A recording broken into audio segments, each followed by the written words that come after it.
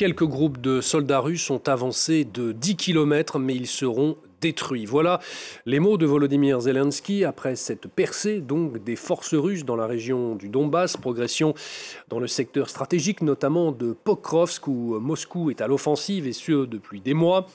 Une situation bien difficile donc sur le terrain pour Kiev alors que Donald Trump et Vladimir Poutine se rencontreront ce vendredi en Alaska pour tenter de peser dans ces discussions. Les Européens, eux, tiendront une visioconférence ce mercredi avec le président américain. Emmanuelle Chaz, bonjour, vous êtes notre correspondante en Ukraine. Emmanuelle, plusieurs analystes militaires, je le disais d'une certaine manière, évoquent une avancée russe massive, en tout cas de plusieurs kilomètres. De quelles informations disposez-vous à ce sujet en Ukraine ? Alors au sujet de ces avancées russes, on a vu dès hier sur certaines sources publiques, je pense notamment à la carte fournie par Deep State sur l'état de la ligne de front en Ukraine, on a vu ce qui semble être une percée des forces russes. En tout cas, c'est comme ça que l'a présenté Moscou, comme une percée à travers une brèche, à travers les lignes de défense ukrainiennes. Du côté ukrainien, on dément qu'il y ait eu une brèche significative. On parle en revanche, vous l'avez mentionné, de quelques soldats qui auraient réussi à passer les lignes et qui auraient réussi donc des incursions grâce notamment à des actes de sabotage et qui ensuite auraient prétendu avoir libéré, comme c'est la formule russe employée lors de l'occupation, certaines communes.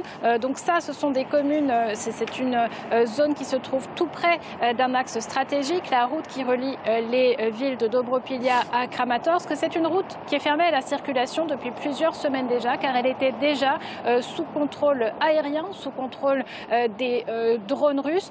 Donc l'armée ukrainienne dit répondre à cette nouvelle offensive, à cette tentative en tout cas d'avancer de la part de la Russie, répondre en envoyant des renforts sur la zone. En tout cas, côté ukrainien, ce qu'on voit, c'est que le long de la ligne de front, il n'y a absolument aucune indication que la Russie s'apprête à geler ses positions, bien au contraire. Emmanuel, de leur côté, les Européens, eux, tiendront une visioconférence avec Donald Trump au sujet naturellement de la guerre en Ukraine. Qu'est-ce qu'attendent les Ukrainiens de cette visioconférence ? Bien écoutez, on a entendu ces derniers jours le président Volodymyr Zelensky rappeler encore et encore que ce n'est pas sa propre décision, ça ne relevait pas de sa propre décision que de donner des territoires ukrainiens, de simplement les céder à la Russie. Donc il sera sans doute question de cette question du territoire ukrainien, de l'intégrité territoriale de l'Ukraine. Et puis les Ukrainiens voudraient également voir le soutien des Européens se traduire en pression, en dialogue aussi avec Donald Trump à 2 jours en amont de la rencontre entre le président américain et Vladimir Poutine. Grande inquiétude ici parmi la population qu'il soit question de l'Ukraine, mais sans l'Ukraine à la table des négociations, puisqu'ici, je rappelle que les Ukrainiens n'ont aucune confiance en une quelconque volonté russe de s'acheminer vers des négociations justes, vers la paix. Et quant à cette question territoriale que je mentionnais, les Ukrainiens n'y sont dans leur majorité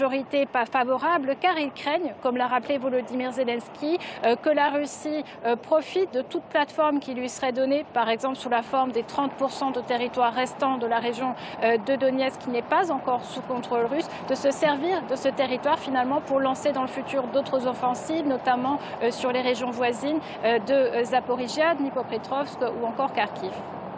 Merci beaucoup Emmanuel pour toutes vos explications. Emmanuelle Chaz, la correspondante de France 24 en Ukraine. Donc.